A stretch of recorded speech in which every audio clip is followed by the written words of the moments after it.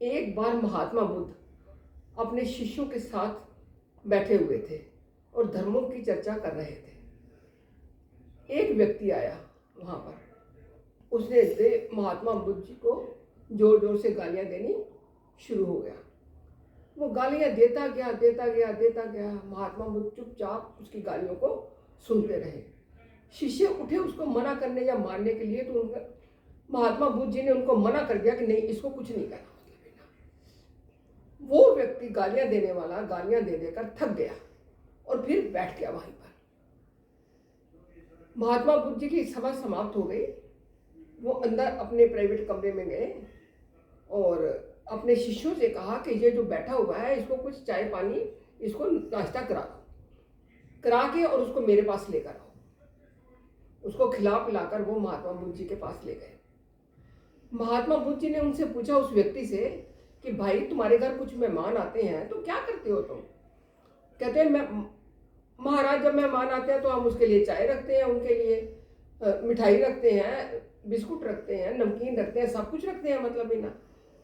और जाति भर क्या करते हो? कहते जाति भर उनको कोई गिफ्ट भी देते हैं। महात्मा बुद्ध ने कहा कि अच्छा, इतनी सारी चीजें रखते हो और गिफ्ट भी देते हो। अच्छा, मैं आपसे प्रश्न करता हूं कि अगर वो व्यक्ति आपकी सारी मिठाइयाँ या जो भी आपने सामान रखा है वो नहीं खाता, बिल्कुल मुंह नहीं लगाता, और चाय को भी नहीं मुंह लगाता, और जाति बार जो आप उसको गिफ्ट देते हो वो भी वापस कर देता है, नहीं लेता, तो फिर वो सामान और वो गिफ्ट सब कहाँ चले जाएंगे? तो वो लड़का बोला कि ये कोई पूछने की बात है, वो कहाँ चले जाएंगे? कहीं नहीं जाएंगे, वो हमारे पास ही रह जाएंगे, मतलब ही ना। महात्मा बुद्ध जी ने कहा, बेटा अब इस बात को समझो, तुमने जितनी मुझे धुआंधार गालियां दी हैं ना, वो तुम्हारी गालियां जो हैं वो मैंने नहीं ली हैं। या मैं उन गालियों का जवाब देता या प्रतिकार करता या मेरे शिष्य तुम्हें मारते तो फिर हमने गालियां ले लेनी थी, लेकिन अब हमने गालियों को छुआ भी नहीं है और तुम्हें कुछ कहा भी नहीं है। इसलिए अब बताओ वो गालियां किसके पास रह गई? तो कहता है नेचुरली मेरे पास ही रह गई है। महात्मा बुद्ध जी ने उसको समझाया कि नेक के रास्ते चलो और इस तरह गालियां देना में अपनी जुबान को गंदे मत करो। वो उनको प्रणाम करके और शर्मिंदा होकर चला गया।